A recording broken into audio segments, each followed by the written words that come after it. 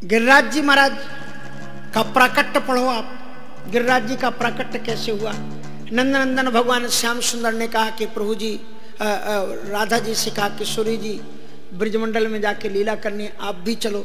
तो राधा जी ने तो स्पष्ट शर्त रख दी कि जहाँ 3 चीजें होंगी मैं वहां जा नहीं सकती, नहीं होंगी वहां पर मैं नहीं जा सकती। बोले क्या क्या। कहा मुझे ले चलना है तो पहले गोवर्धन जी को बुलाओ, मुझे ले चलना है तो वहां पर जमुना जी को बुलाओ, मुझे ले चलना है वहां तो वृंदावन प्रकट करो। अब क्या करना है। तो भगवान ने कृष्ण जी के नैनों से जो प्रेमाश्रु टपके वो राधा जी के वक्षस्थल पर गिरे और वक्षस्थल का स्पर्श करके द्रोणागति पर्वत पर गिरे। वही गिरिराज जी महाराज राधा रानी जी और श्री कृष्ण जी के पुत्र हैं साक्षात, अंतःकरण से प्रकट हुए। ऐसे गिरिराज जी महाराज, उनको यहाँ स्थापित करने का काम किसने किया? हनुमान जी महाराज ने। इसलिए 2 ही गिरधारी हैं, या तो गिरधारी भगवान कृष्ण जी हैं और या फिर धायु हनुमान गिरिधारी श्री हनुमान जी महाराज। और जब हनुमान जी महाराज लेकर के जा रहे थे, पहले तो गिरिराज जी को हनुमान जी उठा नहीं पाए। हनुमान जी ने कहा ये भी कोई शिखर है, हमसे नहीं उठ रहे, देखने में तो बड़े सीधे सलोने लग रहे। तो उन्होंने कहा कि मैं गिरिराज हूँ, ठाकुर जी के लिए आया हूँ, हम ठाकुर जी के ही पास ले चल रहे हैं। ठाकुर जी के पास जाने के लालच से उठ गए। अब भगवान राम जी ने देखा ये तो गिरिराज जी को ले आ रहे हैं यहाँ पर, तो यहाँ तो इस पुल में लगे हुए पत्थरों का कोई महत्व तो है नहीं, ये तो राम रावण युद्ध के बाद लंका की स्थापना के बाद में इस पुल को तोड़ दिया जाएगा, गिरिराज जी का महत्व क्या रह जाएगा। इसलिए उन्हें देखा, आश्चर्यचकित होकर के राम जी ने घोषणा कर दी जिसके पास में जो शिखर है वहां जहां पर है वहीं पर छोड़ दो। हनुमान जी यहीं पर खड़े हुए थे।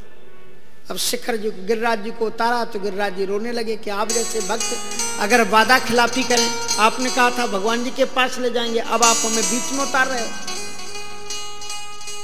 उनका ये निवेदन हनुमान जी महाराज ने राम जी से सुनाया। तो राम जी ने कहा कि ये मैंने घोषणा ही गिरिराज जी को लक्ष्य में रख करके की है, क्योंकि द्वापर की मेरी जितनी भी लीलाएं होंगी सब गिरिराज जी को ही आधार मान करके होंगी, इसलिए उनका यहाँ कोई महत्व नहीं है। उनसे कहो कि आप ब्रजमंडल में रहो।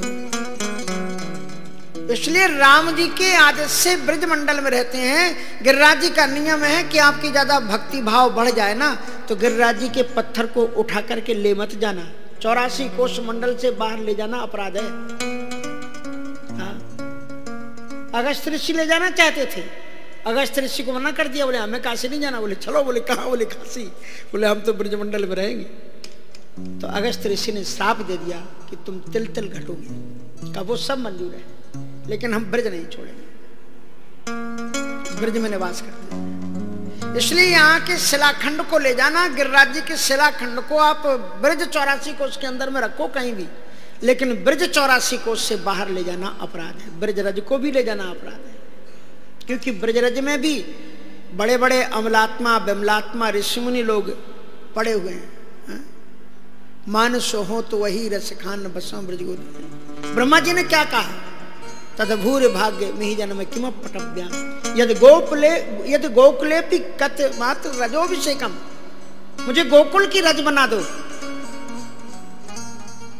तो यहाँ रज में बड़े ब्रह्मा जी जैसे साधक पड़े हुए हैं। इसलिए ब्रजरज मिले तो प्रेम से सिर से लगाइए, मिलता है आंख का ये सुरमा कभी कभी। दिव्य चेतना का अंजन है ब्रजरज, पर ब्रजरज को बाहर ले जाना दोष है। जैसे हमारे काशी का पानी बाहर ले जाना मना है।